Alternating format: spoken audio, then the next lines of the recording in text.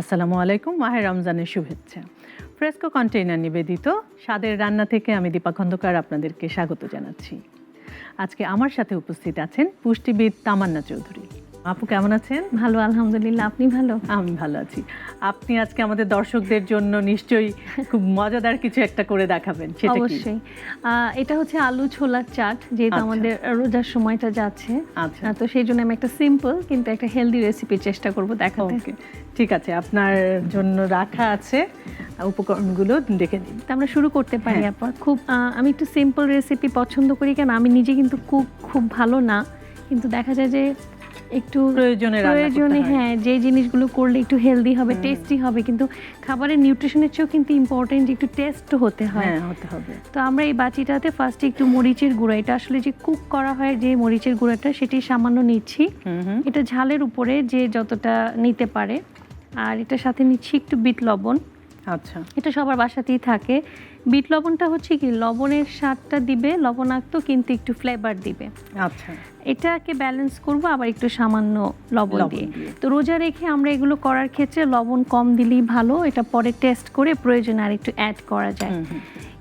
এই গুঁড়া যেগুলো আছে সেগুলোকে একসাথে মিক্স করে দেন আমি এটাতে অ্যাড করব হচ্ছে দই, টক দই। এই সিকোয়েন্সটা ইম্পর্টেন্ট, অর্থাৎ যে কোনো একটা ড্রেসিং তৈরি করতে হলে ফার্স্টে আসলে গুঁড়া যেগুলো থাকে পাউডার ফর্মে, সেটা নিয়ে তারপরে লিকুইড যেটা দিয়ে ড্রেসিংটা করা হয় সেটা দিতে হয়, তাহলে জিনিসটা মিক্স হয় খুব ভালো। লাল মরিচের জন্য একটা কালার চলে আসছে। এই ড্রেসিংটা হয়ে গেলে আপা এটার মধ্যে আমি সিদ্ধ কিউব করা আলুটা দিব। আলুটা হচ্ছে কার্বোহাইড্রেট, আমি একটু অল্পই দিই। এটা আলু মেনলি থাকে, ছোলা পরিমিত থাকে। ছোলাটা যেহেতু প্রোটিন, যেহেতু আমাদের এখানে দইও আছে, ছোলাটা একটু কম দিব। আলুর সাথে খুব ভালোভাবে মিক্স হলে আমরা এখানে ধনে পাতা করে রেখেছি, কুচি করা। ধনে পাতার একটা বিশেষত্ব হচ্ছে যে রোজার সময় এটা খেলে আমাদের অ্যান্টিঅক্সিডেন্ট পাওয়া যায়, আবার এটা থেকে আমরা বেশ ফাইবারও পাই। আচ্ছা, পুদিনা পাতাও চাইলে আপনারা দিতে পারেন, আমি ধনে পাতাই দিয়েছি। আর এটা হচ্ছে আপনার পেঁয়াজটা কুচি করা। এটা ইচ্ছা, অনেকে রোজার দিনে পেঁয়াজ অ্যাভয়েড করে, তারা চাইলে নাও দিতে পারে। তারা চাইলে এখানে আলুর সাথে একটু গাজরও সিদ্ধ করে দিতে পারে। আচ্ছা, চিকন চিকন করে কেটে একটু ভাপ দিয়ে। সবজি হিসেবে সবই আসলে সব কিছু করে খাওয়া যায় যদি সেটা টেস্টি হয়। এবার দিব আপা কাঁচা মরিচ, এটা ঝালের উপরে যে যতটুকু খায় পছন্দ করে যেরকম। রাইট। মিক্সিংটা রেডি। এখন আমরা ছোলাটা অ্যাড করব। আপনি দেখবেন আমাদের রোজায় আমাদের দেশে সবাই ছোলাটা অনেক ভুনে, বেশি করে মশলা, হ্যাঁ, ওটাতে হয় কি, ওটা খেতে অনেক মুড়ি লাগে, ওটা খাওয়াও হয় বেশি, ওটাতে কিন্তু অনেক ইউরিক অ্যাসিড, কোলেস্ট্রল সবই বেড়ে যায়। আর আমি যখন এইভাবে ধরেন এই আলুর সাথে মিক্স করব, দইয়ের সাথে মিক্স করব, এটা হেলদি হবে, এটাতে কিন্তু কোনো তেলের ব্যবহার নাই। মিক্সিংটা হয়ে গেছে আপা, আমরা একটা সার্ভিং ডিশ রেখেছি, সাজানোই আছে।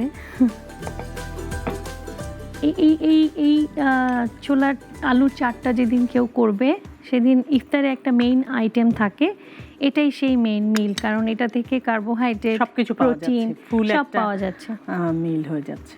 জি। আর এটার সাথে হচ্ছে একটা ফ্রুটস আর একটা ফ্রুট জুস অ্যাড করে নিলে ভিটামিনস, মিনারেলস চলে আসবে। অনেকে পরিমাণের উপরটা অনেক জোর দেয়, এখানে কিন্তু 2 সার্ভিং, অর্থাৎ দুজনের পরিমাণে। যখন আপনি একটা মোটামুটি বড় আলু দিয়ে করা হবে তখন সেটা দুজন খেতে পারে, আর ছোট আলু হলে সেটা একজনের জন্য। যে কোনো খাবার আসলে আপনি এনজয় করতে পারেন যদি সেটার পরিমাণটা আপনি কন্ট্রোল করতে পারেন। আপনি তো ধরেন আপনার পেশেন্টদেরকে যখন অ্যাডভাইস করেন যে মানে একটা ব্যালেন্স ডায়েট কীরকম হতে পারে, অনেকে নিশ্চয়ই জিজ্ঞেস করে রোজার সময় কি খাবো, বা নর্মাল সময়ে তো না হয় আমরা কার্ব অনেক কমিয়ে দিতে পারি বা না খেতে পারি, এ ধরনের হয়তো ডায়েট আপনি দিয়ে থাকেন। রোজার সময় যখন আপনাকে বলে তখন আপনি মানে কিভাবে তাদেরকে কি বোঝান বা কী ধরনের ডায়েট আপনি আপনার পেশেন্টদের জন্য সাজেস্ট করেন? আসলে আপা এটা একটা বছরে ঘুরে একটা মাসই রোজা আসে। রোজায় আমাদের মেইন ফোকাসটাই কিন্তু ইবাদত, আর সেই সাথে সংযমভাবে খাওয়া দাওয়া করা। তো প্রথমত হচ্ছে যেটা চেষ্টা করি যে আসলে আমার পেশেন্টটার পছন্দটা কোনটা। যেমন অনেকে আছে আমাকে বলে আপা কারো তো ছোলা মুড়ি ছাড়া চলেই না, আপা আমাকে একটু দেবেনি। হ্যাঁ, ব্যালেন্স করে দিই আপা। একদম যদি কোনো কারণে কিডনি বা ইউরিক অ্যাসিডের কোনো ঝামেলা, ডিজিজ কন্ডিশন না থাকে, আমরা সব খাবারকে ব্যালেন্স করে দিই। ইভেন আমি নিজে আস্ক করি যে বাসায় ট্রেডিশনাল কি হয় আমাকে বলেন, আমি সাজিয়ে দিচ্ছি। এটাতে সবচেয়ে সুবিধা হচ্ছে পেশেন্টের একটা ফ্লেক্সিবিলিটি থাকে, সে ডায়েটটা কিন্তু করতে পারে। আপনি যেই জিনিসে বেশি না করবেন তার প্রতি তখন আকর্ষণটা আসলে বেশি তৈরি হয়।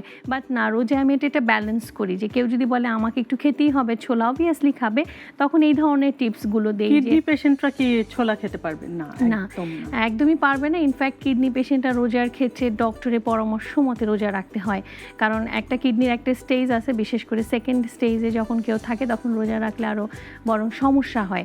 তো তাদের ক্ষেত্রে আমরা বলি ডক্টর বা আমাদের গাইডলাইনে থেকে যদি রাখতেই হয় তাহলে একেবারে ব্যালেন্স করে খেয়ে রাখতে হবে। ওকে, আমাদের ছোলা আলুর চাটটাও রেডি হয়ে গেল। এটা আরেকটু করি, যেহেতু চাট বলেছি, চাট মশলা সামনে আছে, এটা ইচ্ছা প্রতিদিন না খাওয়াই ভালো, জাস্ট উপর দিয়ে একটু ছড়িয়ে দিলে একটা ফ্লেভার আসবে। এটা আপনার জন্যই আমার রেসিপি।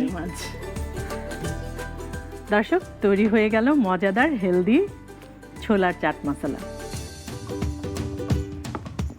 আপু, অনেক ধন্যবাদ আপনাকে, আপনি এত হেলদি এবং মজার একটা রেসিপি দর্শকদেরকে দেখালেন। আপু, অনেক অনেক ধন্যবাদ আপনাকে এবং যারা এই অনুষ্ঠানটি আয়োজন করেছেন তাদেরকে।